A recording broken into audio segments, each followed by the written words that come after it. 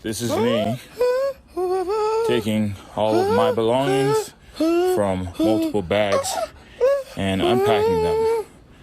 I'm moving from my apartment into my cubicle at work. They do not pay me enough to do both, so as a matter of protest, I am just going to live at my job, and we'll see how long I can get away with this. That's right, he moved into his job. What you just saw was funny but odd, yet sobering.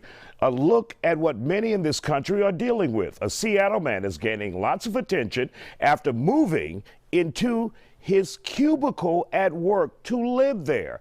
He tells me he could no longer afford rent, and this seemed like a no-brainer. There was a couple factors that came in, like at the same time. My lease was ending, and the lease was ending, my rent was going up, and none of the places that I had applied to had approved me, and they were too expensive in the first place. I also recently discovered that my company had an office in downtown Seattle, which to me was the perfect location. Theoretically, if I lived there, I could, just go right to the bars, and I don't have to do that $50 Uber at the end of the night. And then when I did have a conversation with my management about doing a performance review, doing a raise at the beginning of last week when all this stuff happened. And they weren't, they kind of brushed it off. And at that point I was like, well, I don't have any other options, because it was like Monday, something had to happen, and Tuesday my lease was ending. So when I had that conversation right after that, I was like, well, we're grabbing the suitcases. And you moved into your cubicle. We moved in. What did people say when they saw you moving in, or did you do it after hours? It was after hours, but the other part about it is that office is basically empty because of COVID. So the most amount of people that I ever saw in that office was 3, and the normal amount there was one lady that came in 4 days a week.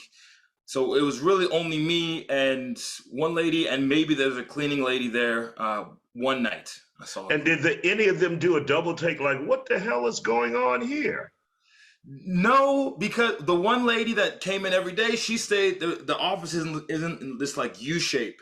So she never came to the other side of the office. She stayed in her little area. And whenever I passed by, we had a quick conversation. We talked in the lunchroom. She never actually came to see my workspace. And so how long were you able to stay there before the company evicted you? Evicted is fun.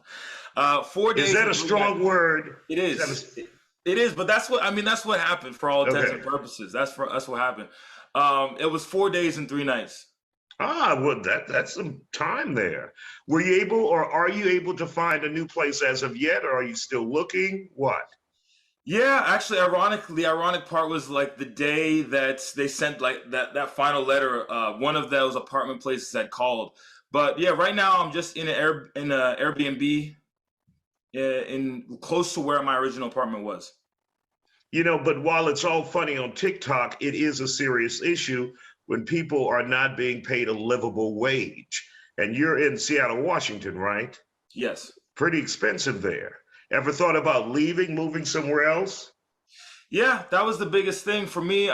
When I was having those conversations with the management, I was telling them, I mean, either we can work out something wage-wise here, or, I mean, the company that I was working for, it's a multinational corporation all over the country. I'm like, you can move me with my same salary.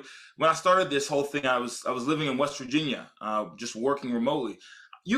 I can live with my salary in West Virginia just fine. I can't live in New York, LA, Sacramento, or Seattle with that same salary. So it's to me, I think companies really have to pay attention to the cost of living, especially now with, we see gas prices, rents are going up across the board. Basically, everything is more expensive. And while everything is more expensive, salaries haven't risen. This story could be, an eye-opening thing to a lot of companies, like start having conversations with those workers. Because I think in the end, this could have ended a completely different way. Like if HR had just sent somebody down to the cubicle and said, hey, we saw these videos. Some of them were kind of funny, but what's actually going on here, and kind of And is try that to the come way up. they found out from your TikTok account? Oh, 100%. They were on. I posted the videos on Tuesday. They found out on they from talking with people. They had known about it on Wednesday, and they had been deciding how to address it. And then Thursday was when they contacted me. Now, do you think your job will be in jeopardy because of this? Oh, I do not work there anymore. Oh, As of you left.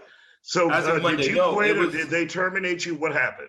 I was official. I decided to not quit. I decided to just let them terminate me. Well, Simon, we wish you the Fire. best. Hopefully you find another gig. Have you found one yet? Yeah, I've been doing some interviews, and I have my own little stuff going. I have lots of people on the TikTok were interested in the clothes that I was making, all the wild rompers. So I'm moving forward with that, and I've already interviewed with a couple companies. So I'm not starving. I have at least 3 months of between that last paycheck and some of the donations from the generous people on the internet. I should be fine for the next 3 months, and we'll see what happens. All right, sir. Well, we appreciate your time and we wish you the best. And thank you for dropping by on the Factor Uncensored. Thank you for inviting me on.